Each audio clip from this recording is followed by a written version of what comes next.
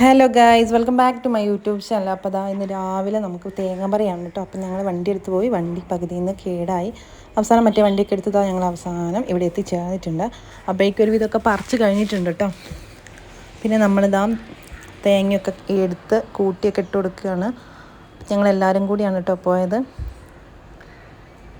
പിന്നെ അതൊക്കെ കഴിഞ്ഞ് അവനിങ്ങനെ പറയുന്നുണ്ട് എനിക്ക് ഇളന്നി വേണം അവസാനം നമുക്ക് ഇളന്നിയൊക്കെ പറിച്ചു കൊടുത്തു, പറിച്ച് വെട്ടി കൊടുത്തിട്ടുണ്ട്. അപ്പോൾ അവിടെ ഇരുന്ന് കുറച്ച് നേരം അതൊക്കെ കുടിച്ചു.